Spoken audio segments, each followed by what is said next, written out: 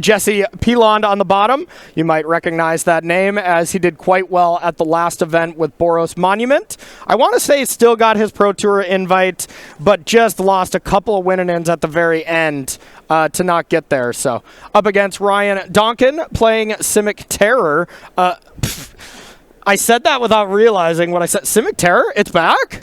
Yeah, this is kind of like a popular, I don't want to say budget deck. Old Eddie Merck? But yeah, it's Larian Terror, Eddie Merck Crab, Up the Beanstalk. A very different Up the Beanstalk deck than Domain. This is almost like a melding of like the bounce decks and the Domain deck, where you have these Beanstalks, this Towns, and the whole package with the Otter, Saga, Stormtear's Talent. Sorry. Yeah. Yep. All good. I don't mic off either, I guess. Yeah. but yeah, a deck that plays a very unique play style of kind of this flash, end of turn, play a threat, tap your stuff, unsummon things, kind of tempo game. Yeah. Gonna be a lot. I love playing that deck too, but I just tend to think it probably has some pretty rough matchups. Can't imagine it has the best Is-It matchup. When you play 1/5/5 when your opponent's going super wide, it can be a bit of a problem. But here we go, Llanowar Elf in the window here from Jesse, as well as a cash grab for the follow-up card. Almost always getting Insidious Roots, right? Yeah, that is the card. Jesse's success in this tournament will be predicated on how often can I have Roots in play. Yeah. And yesterday we saw some absurd games here from Jesse. Jesse's just low-key becoming one of my favorite players. Just plays Spice for us all the time and just does well, plays the decks extremely clean, and plays, artifacts and enchantments people forgot about or don't use, a.k.a. Monument and Insidious Root. Both players playing Cash Grab. Love it. Nothing like a Cash Grab mirror. Nothing like a Cash Grab mirror. It's also fun to note that, this is not round 2 of a tournament. Yeah. Usually round 1 and round 2, you take some fun decks and like to see what some people are doing. This is day 2. Both these players are in contention for winning the tournament, for Worlds invites, for Pro Tour invites, and playing awesome brews. And there's nothing cooler than that. Nothing cooler. The idea of playing your own kind of brew, kind of, everyone's, going to yin, you're going to yang, and doing really well. Any tournament you had where you won with your own brew? Too many to count. I feel yeah, like okay. I'm definitely someone who likes to be on the other section, not the most played deck. Yeah, I'm kind of the boring most played deck person most of the time. All my big wins were the deck. Yeah, just the deck that resonated with me. Like Copycat Combo and Standard for whatever reason. It makes a lot of sense. I love creature combo decks that have a good plan A.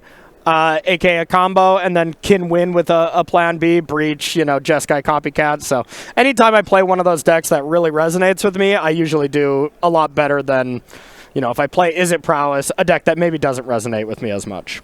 Yeah, he might act like the good guy in the booth, all fun and games, but Corey is the bad guy in the tournament. Absolutely. Yep. We're both playing our opposite roles here. Yep. We're acting. I'm an actor. I'm an actor. Ryan playing stock up here. Any deck gets better if you just play 4 stock ups, though. Doesn't matter. You're gonna be doing quite fine. So Ryan is fully stocked up. Passes it to Jesse. And I gotta say, this matchup does seem pretty decent for Ryan. I know Ryan is down a game, but I would think it's pretty solid, right? Like you can have a fast clock with 5/5s. I guess you don't have a ton of good ways at actually dealing with the card Insidious Roots, though, now that I look. You have Pick Your Poison in the in the sideboard. It's also Reclamation, too. It's actually a lot of disenchants. Okay. 3 Pick Your Poison, 3 Heritage Reclamation, and then, of course, the counter spells, too. So I think that Ryan tapping out this turn, knowing that Jesse has a Roots in hand, is strongly signaling that Ryan has access to one of these disenchants. Yeah. And then the issue here is that I think Ryan can deal with the card Insidious Roots decently well. The problem is the clock is a bunch of vanilla 5/5s. Yeah. And there are a lot of stinkers on Jesse's side to kind of chump block with. If an engine does get going and the plants start coming out, Jesse can buy a large amount of time to get things reset up. Okay, that's fair. All right, so it might be a heinous matchup for Ryan. We'll see. And we get a couple of the all-powerful Ostomancer Adapt, the Underworld Breach Squirrel. Not sure if I'm saying that card right, but here we are. Underworld Breach, Corey, ever heard of it? I've heard some talk about it, but I haven't seen it yet. I'm going to look into it, though, here in the break. Might be disappointed. I can play it in all the formats, right? No. Okay. Great. Not going to lie to you. Wouldn't get your hopes up. Dang it. Heading to turn 4 here for Ryan. Let's see what we got. So you always want to keep track of your spell count in the yard. I see 4, I believe. Beanstalk doesn't count for your Tolarian Terrors. Stuff like that. So it's pretty interesting that Jesse chose to not play the Roots. So that was a turn where Ryan was shields down for counter spells, but also maybe picking up on what I was picking up on where, all right, if Ryan's willing to tap out here, probably has a disenchant, is open deck list. The problem is, if not then when? When is Jesse going to get this thing going? Although there is 6 power in play. Kind of like you're saying with this combo deck with the Plan B. Grizzly Bears and Mons Goblin Raiders aren't exactly the most efficient beatdown squad. But they can get in. Yeah, they're no plants or anything, but they get the job done. Squirrels. Who would have thought? Squirrels and plants. Oh my. What a feature match here to start our morning off. I love it. So let's see if Jesse wants to get in there. Now, Eddie Merc can be cast. You can do some damage there and tap down some of these creatures, but not worth it so far.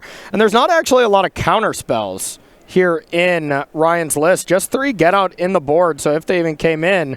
And here is definitely one of the best cards in Jesse's deck. There is the one of Soul Cauldron. Still not playing Roots, though. Yeah, and important to note that Get Out cannot counter that one. Get Out counters enchantments or creatures, so... Okay.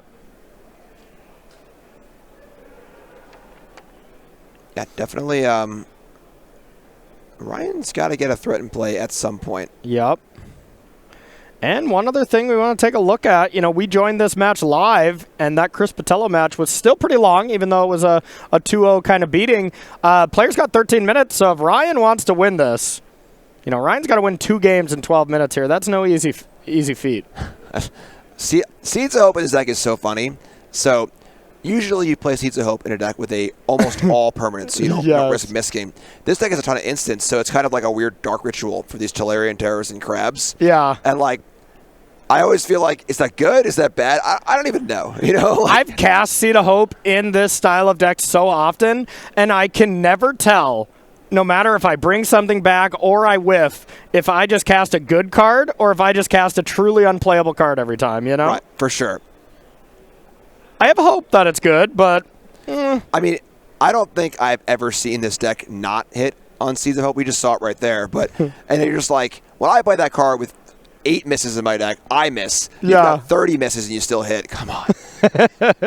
I don't know if that gives you complaint equity if you're playing that card. If it gives you complaint equity at dinner, but we'll see. So, pick your poison. Pretty universal here. So take out the artifacts or the enchantments. Pretty nice stuff. I also got to say that's a nice sweater from Ryan. I want that. That's nice. That does kind of pop on the camera. Yeah, I'm a fan. I'm a fan. Maybe SCG will get us some for our next commentating job. Sweet. They'll be waiting here for us. I'm sure. If I say it live on air, then it manifests it, right? It is binding. Nice. Okay. Ooh. That's a stern no from the director. Dang it. Dang it. Well, we never get anything fun. Any fun. All right. We'll let it slide this time. We'll just wear our suits and ties. We do look good. We do look good. All right, Jesse's turn here. Let's see what the turn has to offer. Still have this Insidious Roots. I guess one has been dealt with. So it's fun seeing the Graveyard Hate here. One of the weird things about this Crab Terror deck is that Graveyard Hate is really effective against it.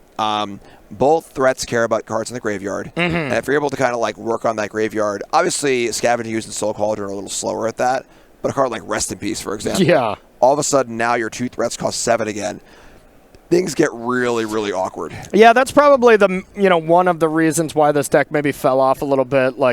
into a metagame of Absorious Omniscience, you're catching strays. You know, you're catching stray hate cards when your opponents are already playing Rest in Peace and Ghost Vacuums and stuff, and you know that can be pretty brutal. A very timely get out. Get that Scavenging Ooze out of here, says Ryan. I think that's a must. Scavenging Ooze is incredible, not only at facilitating your own roots, right? Like, can't you just be exiling your own cards to get some plants? That is true, yes. Yeah. So it is funny how the graveyard hate cards, quote unquote, do play very well in this root deck. Yeah, absolutely. Also, I've seen other Insidious Roots decks that have went to Abzan for, like, Ketramos. Mm-hmm. And when you can combo your Ooze with Ketramos, that ends up being pretty nice as well. Yeah, those decks always look really, really cool, but the deck already has this problem of, like, trying to get things together in the right way, and it adds another layer to that. Yeah. But it is very, very powerful when it gets going. I mean, I truly didn't think, you know, and I'm glad Jesse's proven me wrong here. I didn't think Roots was, you know, even that much of a playable deck right now. Just, we've seen it plenty of times, you know, that this is a deck that's been around, but it just has never really put up any big tournament results, so it always felt like that Tier 2, Tier 3 style deck, but Jesse's making it look great here. And there's only 3 players playing the deck here in the tournament. Not sure how the rest of them are doing, but 3 players planted their Roots. Yeah, and I think Jesse's playing this game incredibly. Yeah. Has never cast the Roots. Just using the squirrels, nickel and diming, bringing back the Scavenging Ooze, kind of making good exchanges, getting on the board. Like, and then the threat of the Roots always looms, but Jesse's just building a nice board here, you know? Yeah. Just playing the plan B. I mean, that's a nice thing that I always love about creature combo decks. It's my favorite style of deck. You know, this deck that can be a proactive creature deck that can win with, you know, usually not so great creatures. You're attacking with Rogue Refiners and stuff like that. All right, I need to take that back about Rogue Refiner. That card's great. But what I'm saying is they're not extremely strong creatures you're attacking with, same like we're seeing here with Jesse. But when you can distract them with your minor attacks, and then they're like, all right, I need to deal with some of these creatures, and then you're like, okay, oops, now here's the combo now that your resources are tied up. Absolutely. Love the scrappy gameplay. When these combo decks are not comboing, the games are always really, really fun. Yeah. And squirrel time. Is the Adept here doing the breach thing? Looks okay. No, here is the Roots namesake card. Get out. Another one. Another very timely get out. And that makes sense. If Ryan's not playing proactive threats, what else is going to be in hand? Yeah, and we're seeing the issue here, though, of, like, the threat base of Ryan's deck is very polarized. It is 5/5 vanilla ground creatures. Yeah. You know, and Ryan attacks here. Jesse can take 5, attack back for a lot. Can chump block with his Maverick, attack back for 6, you know. So the attacking options on Ryan's side are fairly limited. Yeah. Here's the stock up off the top. You got to be feeling pretty good about that. Looks like we have 1 card in hand, now up to 3. Let's see what we can find. And now, I mean, 6 minutes left in the match. It's starting to get to the territory where Ryan cannot win. Ryan is playing for a draw. You know, I don't know if we're there quite yet, but it's getting there, right, Jim? Yeah, it's really close. You know, like, Ryan's deck is maybe capable of, you were able to play some early Ritual Seeds of Hopes and get out some Tolarian Terrors, but, you know, in a deck like Jesse's where there are just so many random creatures just hanging out that can chump block, it would be extremely difficult. Yep, I would have to agree. You got to get going now. You can't spend too much time on your stock-up decisions. Here is the Bushwhack with the crab onto the Scavenging Ooze. Scavenging Ooze is upside down because I think it's representing a finality counter as well. Agree. And this is the kind of issue with this Simic deck is that the removal is mostly just bounce spells and these Bushwhacks. You know, yeah. 1 green fight, not great. You know, often used just to get a land, but kind of a backdoor way to have a removal spell.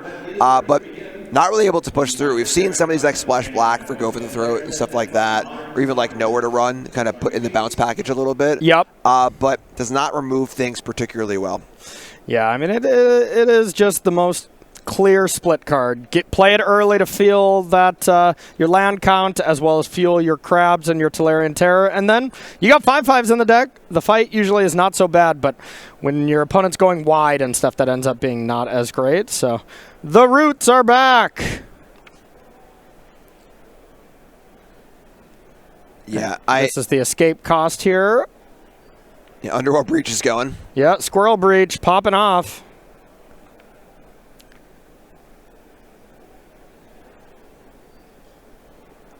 And there is another disenchant.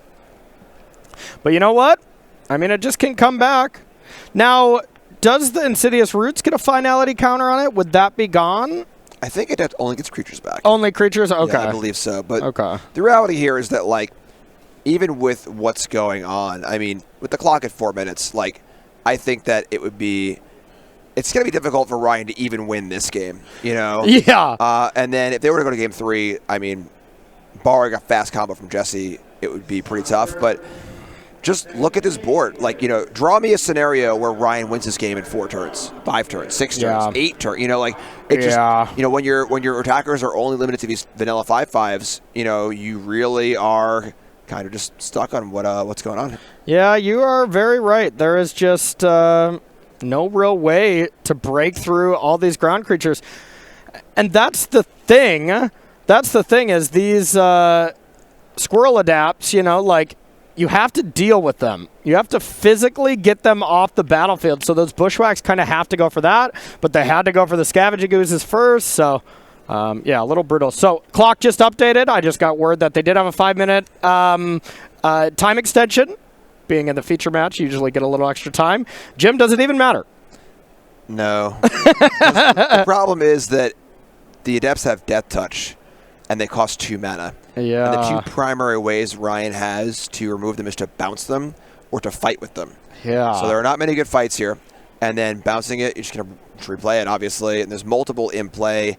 Jesse has the engine all set up here, even without roots. You know, just like recasting creatures every few turns is totally fine. The fact that Ryan's, that Jesse's attacking here is pretty telling. Kind of weird though, because like if you're Jesse, I guess it's 8 minutes left, so that's still a decent amount of time. But. Yeah. I mean, don't you want to just activate the Adept again and play cards from your yard?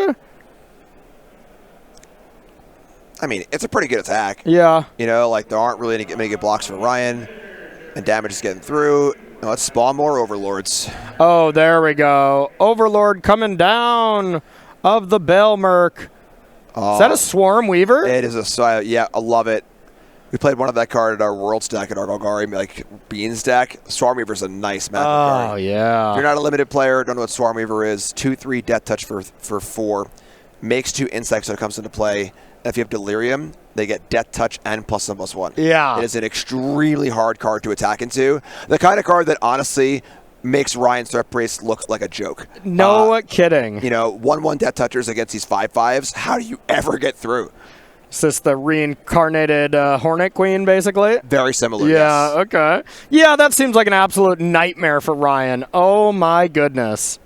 Ryan's like, why did I have to get paired into this deck? Yeah, I take it back completely, where I thought Ryan would probably have a good matchup. This seems like a auto-lose matchup for Ryan. I take it completely back. It's just so hard to get through. Yeah. You know, like, and, you know, this is, you know, kind of like the fun of seeing brews go against each other, where, you know, if Ryan's playing against, you know, mono red that only has a few creatures, like they don't populate, make tokens. Obviously, Izzet does make tokens, which is kind of awkward too. Yeah. But, you know, Ryan's deck lines up well against decks that don't have a lot of creatures in play, or I can kind of play this flash game. You know, these ward threats are pretty cool too. But if you're getting into creature combat, it can be tough. Yep, totally agree. All right, here's Eddie Merck. Do some tapping. Tap the Overlord for 1 turn. That's great, but yikes. Still so far away from doing anything meaningful from Ryan's side. Yeah, and, you know, there's a food in play. The Dredger's Insight is also slowly gaining a little bit of life. Yep. You know, there's all these little advantages kind of piling up, making the mountain that Ryan needs to climb higher and higher. Yeah, because you are foraging off of this Adept. you can by foraging in addition to paying its cost, so you can either exile the cards or sack a food. That is the other mode for anybody who didn't play Bloomborough Limited, basically. All right, so unsummons the Merc to be able to play it again, draw more cards off up the Beanstalk. It's not allowed for a prowess trigger to trade the Otter with one of the Adepts, but here comes the Swarm Weaver, and the problem that was in Limited with this card was this is one of the best rares in Dustborn. Yeah. Yeah. It's not the first one, it's the second one and the third one. A lot of these draft decks are able to cast it over and over and over again. I think that Jesse's deck is super primed to do with Overlords and Adepts. Just, you get through the insects the first time, there's going to come back again, and it's just an impenetrable wall. Yeah. Just bugs. That Scarecrow's nasty. Here's Tolarian Terror. 1 mana, 5/5. That draws a card when it comes into play. Normally you'd think, wow, that's amazing.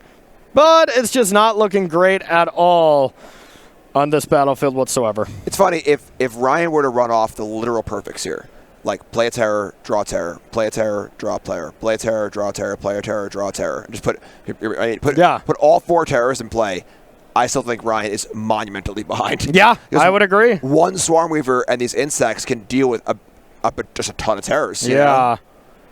Yeah, but I'd read that one, Ryan. That one makes sense to read. If you didn't play a lot of Limited, that will definitely happen. So, untapping. The Eddie Merc was still available. We know that one's hanging around, so sure, you can tap some things.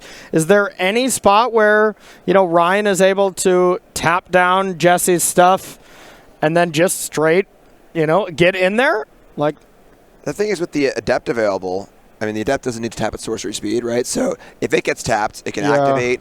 Just play a Llanowar Elves. Play 1 or 2 small guys from the graveyard, gain a little bit of life, because it's kind of that burst damage effect where, like, if Ryan gets set up for this big attack, it's gotta kill Jesse because everything's just gonna untap again. Yeah. So that is fair. God, that's frustrating. So here is the Adapt. So you can cast creature spells from the graveyard. So once you tap it, you get to just cast as many as you want. It's not just a one, type of thing. For anyone who has not seen that card in action. Yeah, Insight should gain a life for the Scavenging Ooze itself, as well as the cards being exiled. Yep. Whenever 1 or more cards get exiled, so the grouping of cards for the cost, and then the Ooze itself. Impressive stuff. I mean, that card does read like a very, very powerful card. The problem is it has to have a lot of setup around it. You need to play cards like Cash Grab. I mean, Overlord you already want to play, so that's just a natural, best buddy of this deck. But yeah, really cool stuff. Here's second beans. Ryan's thinking about those beans. Yeah, I mean, obviously, with 2 beans in play, Ryan can draw a lot of cards. It's sort of like Crazy Chain I was talking about of, play a terror, draw 2, play a terror, draw 2, play a crab, tap 2 things. Maybe could weasel out here, but the clock ticking down, I mean, Ryan's playing for a draw even in that case. That's the other question I'm asking. Is Jesse playing for a draw in this game? Does Jesse stop attacking at any point and just say, you know what, I just want to make sure I'm not dead? And, because if the match does end 1-0-1, Jesse gets 3 points, of course. I would think yes. Yeah. Because attacking, it's not even like, oh, I'm playing for the clock, and, you could look at that however way you want. But it's the fact that if Jesse got too aggressive and tried to attack to quote-unquote close this game out, that could be one of the very few ways that he actually loses. Yeah, it's kind of weird here where Jesse has 2 unspent mana. And with the Adept activation, could have just cast 2 1-drops. Yeah. So what are we holding up or representing is the real question. Yeah. There isn't a lot of instant speed stuff in this deck. Harvester of Misery?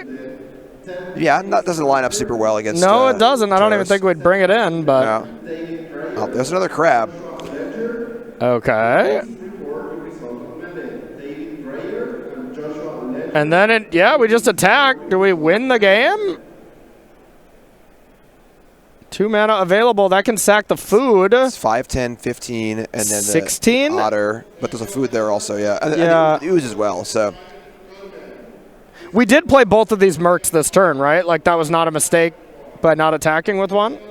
I thought one was played at the end of I thought turn. so, too. Couldn't you have just I mean, if that's the case, you could have just won the game, right? Well, the ooze gains 2 life for each activation, but that's still less than 20. So. But it would only gain total of 3 because one of the lands was a pain land. Okay. So go to 20.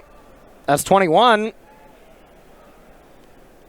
I truly don't remember. There was enough stuff going on. I wasn't sure if the Merc came down this turn or not.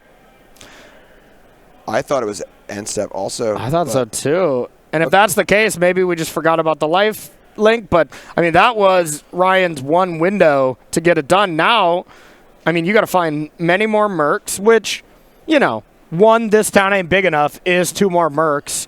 Plus, you get to draw 6 cards. Well, I mean, are we at the point now where an attack is lethal? You got 2 blockers, block the 2 biggest things. 2, 3, 4, 5, 6. It's 7. 1 short. 1 short. Okay. Again, I'm still a little perplexed as to why 2 1-drops weren't cast last turn. But there's also a Maverick in the graveyard, too. So put 1 counter on one of the 1/1 flyers, and that's 8 points. That'll do it. So looks like Ryan conceded, and Jesse Piland takes it down with this sweet, sweet Roots deck. I am a fan of this deck. Do you think Jesse or Questlove is a bigger fan of the Roots? that was actually my music of choice on the way here yesterday. Okay. Yeah,